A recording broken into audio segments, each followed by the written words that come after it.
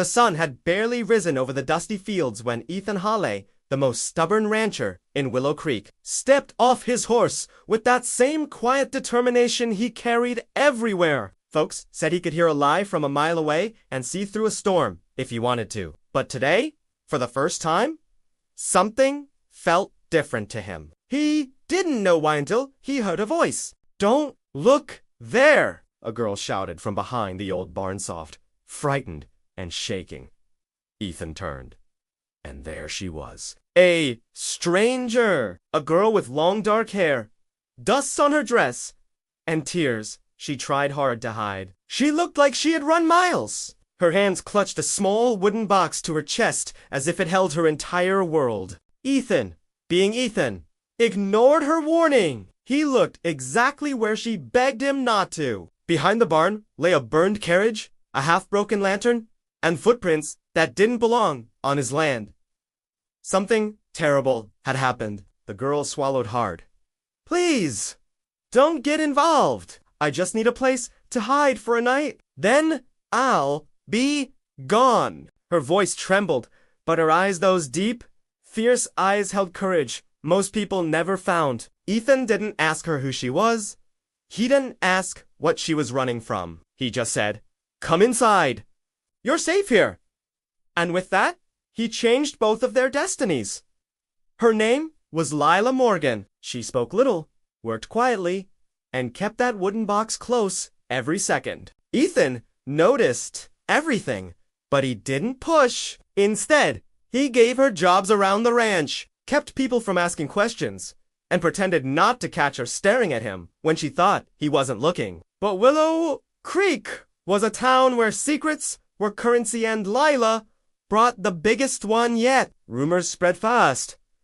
Why was a runaway girl staying with Ethan Hawley? Why did Ethan, the most private man alive, suddenly look different, lighter when she was near? Why did Lila flinch whenever she heard horses approaching? When the town gossip Masaguriguzu saw Lila in Ethan's flannel shirt hanging laundry behind the house, she nearly fainted from excitement. By sundown, the whole town was whispering, "The rancher's hiding someone.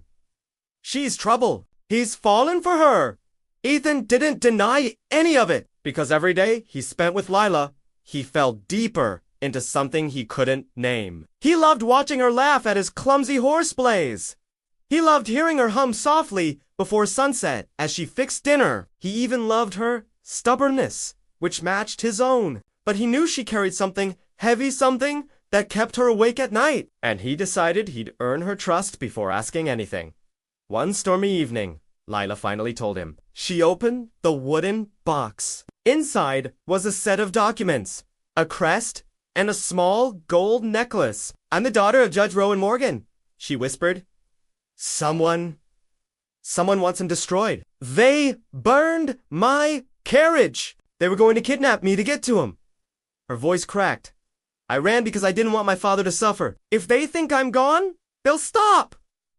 Ethan clenched his jaw. "So you were just going to disappear? Forever?" "I didn't have a choice," she said, tears running freely now. "If I go back, he dies. If I stay anywhere too long, they'll find me." Ethan walked closer, lifting her chin gently. "Lila, you're not alone anymore?"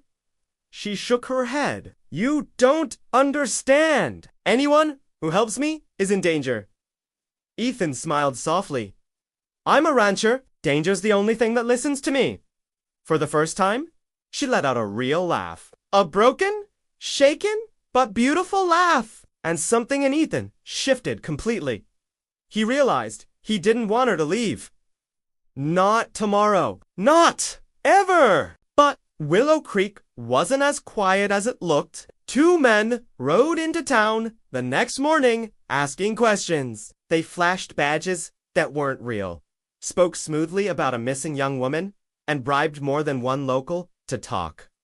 And talk they did. By noon, the entire town knew exactly who Lila was. And by sunset, the men found Ethan's ranch. The moment Lila saw them from the window, her face drained. "They're here. Etha, please, don't let them take me." Ethan stepped outside before she could finish.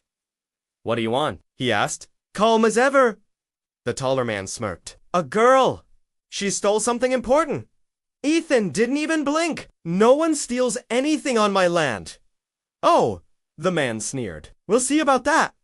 People from town began gathering at the fence line, whispers rising like wildfire. Everyone had come to watch. The rancher, the runaway girl, the danger no one believed would come.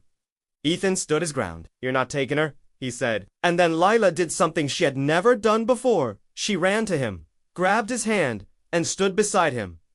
No fear, no hiding. The town went wild, people shouted. Some defended her. Others claimed she brought trouble. But Ethan didn't move. He squeezed her hand and said, loud enough for everyone. She's under my protection. Anyone who wants her will have to go through me. Something in his voice made even the wind stop. The two men exchanged glances. They weren't prepared for an entire townor. A rancher with fire in his eyes. After a tense silence, they turned their horses around and rode away. Lila collapsed against Ethan, shaking. You could have died. But I didn't, he whispered, wrapping his arms around her. Because some things are worth fighting for. She looked up at him with tearful eyes. Am I one of those things? He wiped a tear from her cheek. You're the only one. That night, under the wide country sky, Lila kissed him soft, trembling. Full of gratitude and love she could no longer hide. I don't want to run anymore, she whispered. You won't, Ethan promised. Not while I'm breathing. And from that day forward, Willow Creek didn't whisper about a runaway girl anymore. They whispered about the rancher who looked where he wasn't supposed to and found the love of his life.